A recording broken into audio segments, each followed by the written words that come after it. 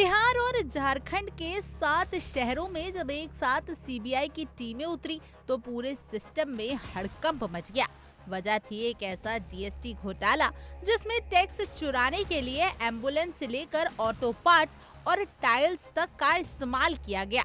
100 करोड़ रुपए के इस घोटाले की साजिश इतनी शातिर थी कि उसमें सरकारी अधिकारी भी पूरी तरह से पार्टनर्स निकले। घोटाले का खुलासा तब हुआ जब 2022-23 में जयनगर, भीमनगर और भट्टा मोड़ सीमा शुल्क स्टेशनों से नेपाल को होने वाले टाइल्स और ऑटोमोबाइल पार्ट्स के निर्यात में अचानक उछाल आया। जी हाँ, ये वही जगह है जहाँ से आमतौर पर सीमित मात्रा में सामान जाता है, लेकिन यहाँ तो मानो टाइल्स और ऑटो पार्ट्स की नदियाँ बहने लगी।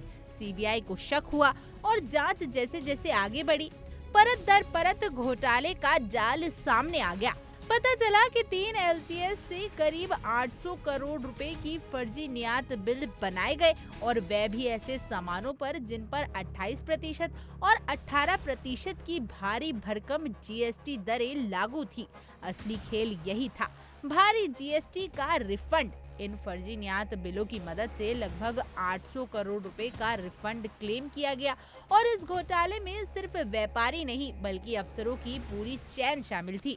पटना के additional GST commissioner Ranvijay Kumar समेत 5 कस्टम अफसर, जयनगर के नीरज कुमार, मनमोहन शर्मा, भीमनगर के तरुण कुमार सिन्हा और राजीव रंजन सिन्हा, इन सब पर आरोप है कि इन्होंने मोटे रिश्वत लेकर फर्जी निर्यातों को मंजूरी दी। सीबीआई की एफआईआर में 30 फर्जी निर्यातक और एक कोलकाता का क्लियरिंग एजेंट गंगा सिंह भी नामजद किया गया।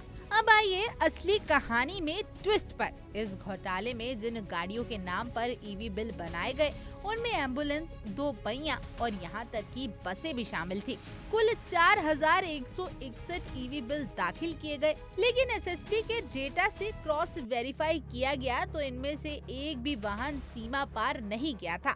यानी कागजों पर एम्बुलेंस नेपाल दौड़ रही है पर हकीकत में अस्पताल में खड़ी रही। सीबीआई की टीमों ने पटना, पूर्णिया, जामशेदपुर, नालंदा और मुंगेर में जब छापे मारे तो कई चौंकाने वाले खुलासे हुए। 700 ग्राम सोना भी बरामद हुआ जिसे अफसरों के पास से बरामद किया गया। हैरानी की बात ये भी थी कि फर्जी निर्यात दिखाने वाली कंपनियां अपने रजिस्टर पते पर अस्तित्व में ही नहीं थी। यानी पूरा एक फर्जी कारनामा सिस्टम चल रहा था। सीबीआई का कहना है कि अफसरों की मिलीभगत के बिना इतना बड़ा घोटाला संभव ही नहीं था और ये घोटाला भी शातिर अंदाज में प्लान किया गया, क्योंकि ये वही स्कीम है जिसके तहत एक कस्टम अधीक्षक खुद ही अप्रूवल दे सकता है। यानी जांच पड़ताल की नौबत ही ना आए। अब जब ये पर्दा उठ चुका है तो पूरे सिस्टम में खलबली मची है। सवाल सिर्फ ये नहीं है कि करोड़ों का टैक्स लूटा गया, सवाल ये भी है कि इस घोटाले में जिनका हाथ था वही सिस्टम को चलाने वाले थे। Bureau report, India daily.